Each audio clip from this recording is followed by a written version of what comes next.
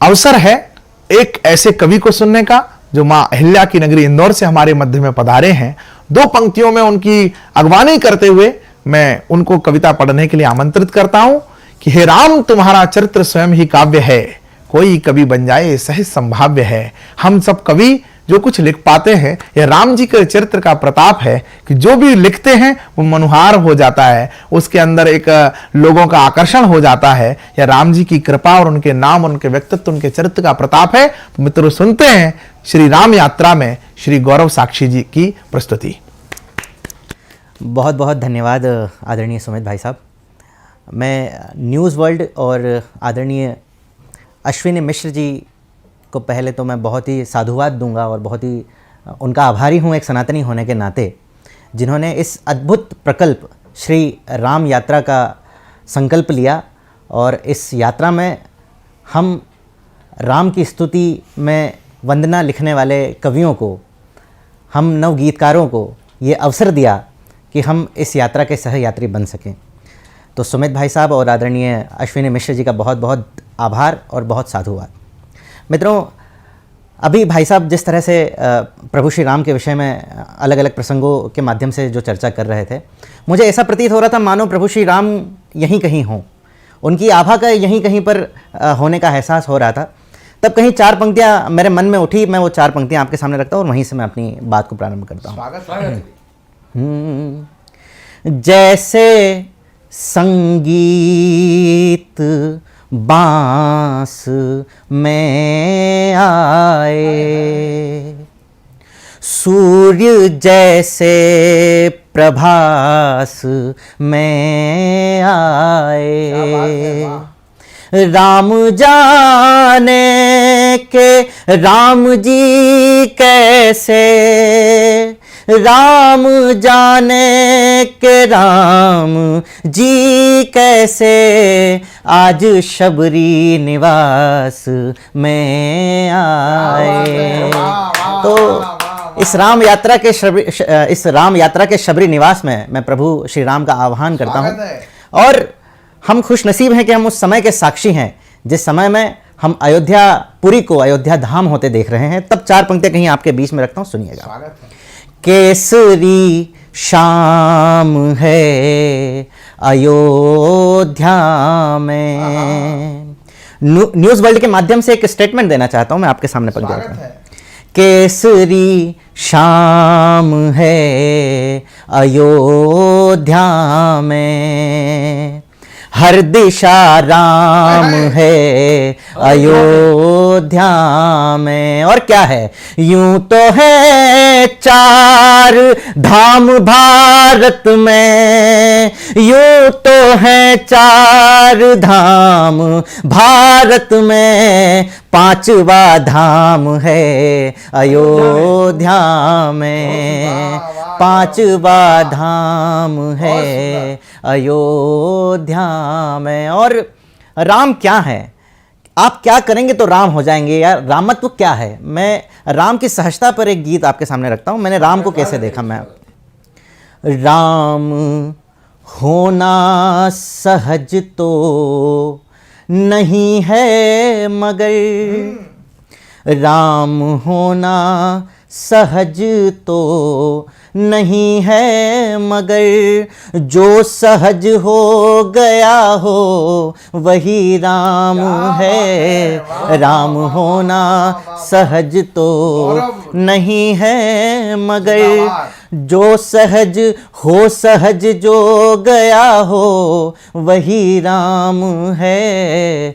पंख के मध्य भी खिलखिलाता हुआ, पंख के मध्य भी खिलखिलाता हुआ, हो जलज जो गया हो वही राम है। राम होना। और राम क्यों सहज हैं? बहुत मधुरम। श्रम की पगडंडियों के सिवा राम ने। एक व्यक्ति, एक युवक जो अगले दिन राजा बनने वाला था और अचानक से उसे जानकारी मिलती है कि कल तुम्हें वनवास भेज दिया जाएगा।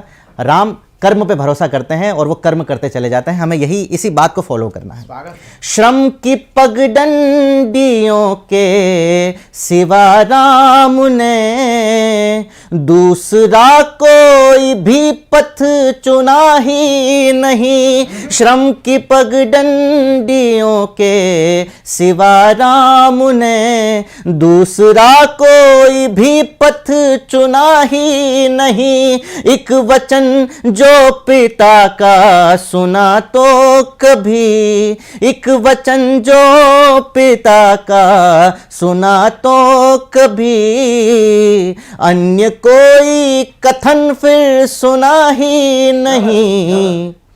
राज वैभव अनुज के लिए हर्ष से, राज वैभव अनुज के लिए हर्ष से, क्षण में तज जो गया हो वही राम है। राम होना सहज तो नहीं है, मगर हो सहज जो गया हो वही राम है।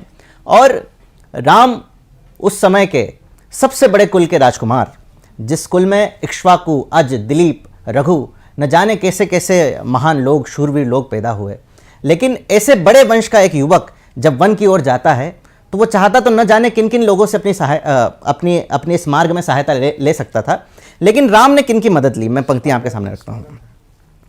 राजमहलों से विनती नहीं की कभी, राजमहलों से विनती नहीं की कभी, आम जन को ही संग में मिलाते चले। राजमहलों से विनती नहीं की कभी, आम जन को ही संग में मिलाते चले। संग के वट के सरिता हुए पार तो, बेर शबरी के जूठे भी खाते चले। संग के वट के गंगा हुए पार तो, बेर शबरी के जूठे भी खाते चले।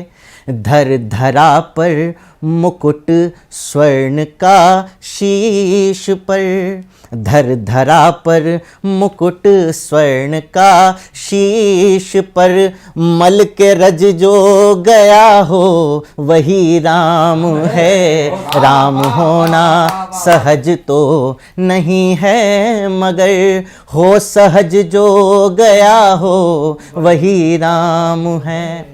मैं अपने काव्य पाठ का और इस गीत का आखिरी बंदा आपके सामने रखता हूँ। प्रभु, अद्भुत गीत है भाई, वाह वाह। बहुत बहुत धन्यवाद भाई साहब। प्रभु श्री राम पर हमेशा से एक आरोप लगता रहा है कि उन्होंने माँ जानकी को वन जाने का आदेश दिया था, लेकिन माता जानकी से भी एक मामूली सी भूल हुई जिसके कारण ये पूरी घटना हुई। माता जानकी उस समय की सबसे ये कहें कि सबसे महान महिलाओं में से एक जो शिव धनुष उठा सकती थी, लेकिन उनसे एक बहुत छोटी सी भूल हुई जिसका वर्णन रामचरितमानस में है और वाल्मीकि रामायण में भी और तमाम उन राम कथाओं में जो कही जाती है। मैं वो प्रसंग आपके सामने दोहराता हूँ। हमें क्या सीखना चाहिए हमारे जो पुराने लोग जो करके गए, हमें उनकी गलतियों को कैसे हम दोबारा ना दोहराएं।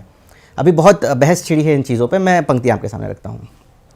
स्वर्ण मृग की छटा जो अगर जान की, स्वर्ण मृग की छटा, एक छोटा सा लालच हुआ कि एक स्वर्ण मृग है, क्या आप मेरे लिए स्वर्ण मृग ला के दे सकते हैं। स्वर्ण मृग की छटा जो अगर जान की, के हृदय को अधिक यूं लुभाती नहीं। स्वर्ण मृग की छटा जो अगर जान की, के हृदय को अधिक यूं लुभाती नहीं। है परम सत्य होता नहीं अपहरण, जो सिया लांघ रेखा को जाती नहीं। है परम सत्य होता नहीं अपहरण, जो सिया लांघ रेखा को जाती नहीं। लेकिन राम ने क्या किया? सैन्य संग पार सागर सिया के लिए, सैन्य संग पार सागर सिया के लिए, धैर्य धज जो गया हो वही राम है, राम होना सहज तो नहीं है मगर, हो सहज जो सहज हो गया हो वही राम है। पंक के बहुत बहुत धन्यवाद। पुनः न्यूज़ वर्ल्ड का और आदरणीय सुमित भैया का, आदरणीय अश्विन जी का मैं बहुत बहुत आभारी हूँ। धन्यवाद। जो सहज हो गया हो वही राम है। गौरव साक्षी की इस अद्भुत प्रस्तुति के बाद अब हम इस यात्रा को रथी से महारथी की तरफ ले जाते हैं।